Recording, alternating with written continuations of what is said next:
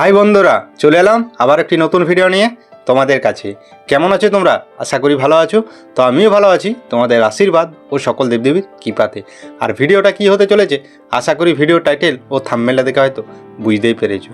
তো আজ তোমাদেরকে দেখাবো আমাদের বাঁকুড়ার পুষ্প প্রদর্শনীয় ও প্রতিযোগিতা, মানে পুষ্প মেলা। আর এটাই ছিল সেই পুষ্প মেলার মেন গেট।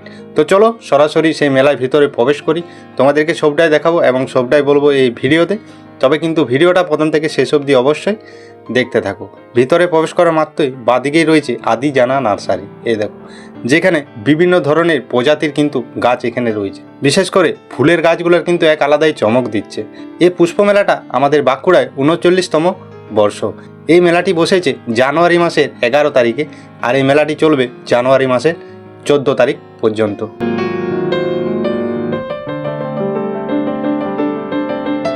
আর ডান দিকেই রয়েছে জানা নার্সারি। এই নার্সারিটাও কিন্তু এদেরই, আর এইখানেও কিন্তু বিভিন্ন প্রজাতির গাছ রয়েছে। বিশেষ করে সত্যি বলছি, ফুলের গাছগুলো কিন্তু অসাধারণ লাগছে। এই দেখো, আর বিভিন্ন ধরনের কিন্তু ফুলের গাছ রয়েছে এখানে।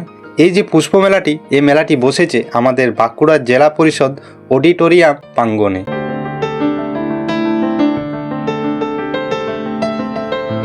আর তার পাশেই রয়েছে দুর্গা পূর্ণিমা নার্সারি। এখানেও কিন্তু বিভিন্ন ধরনের গাছ রয়েছে। কত সুন্দর লাগছে একবার দেখো। আর এই যে নার্সারিটা তোমরা দেখছো, এর একটা জিনিস আমার বেশি ভালো লাগলো।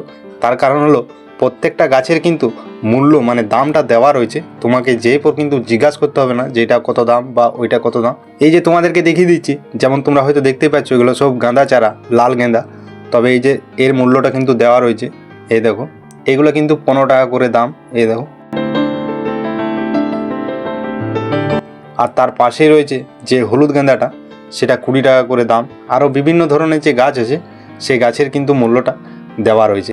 এই যে পুষ্প মেলাটা, তার সময়সূচিটা তোমাদের বলে দিই। বেলা 11টা থেকে এই মেলা শুরু হয়, রাত 9টা পর্যন্ত কিন্তু এই মেলা চলে।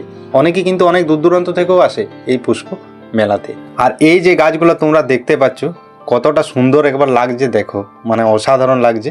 এই দেখো,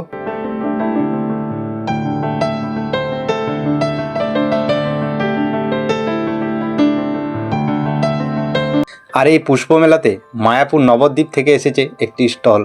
এই দেখো, যেখানে গোপালের বিভিন্ন ধরনের জিনিস কিন্তু রয়েছে।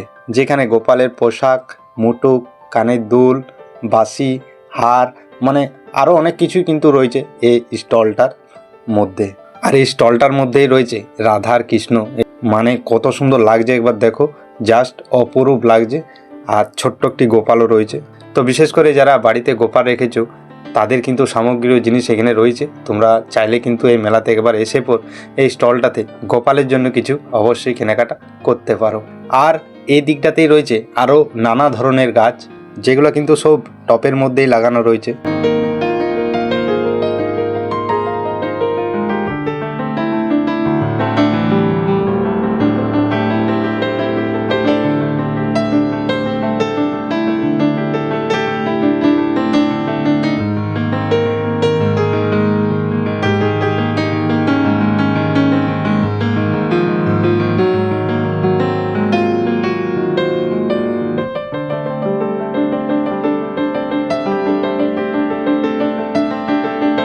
আর এই দিকটাতেই রয়েছে গোলাপ গাছ, মানে গোলাপের যত রং হয় তত রঙেরই কিন্তু এখানে গাছ রয়েছে।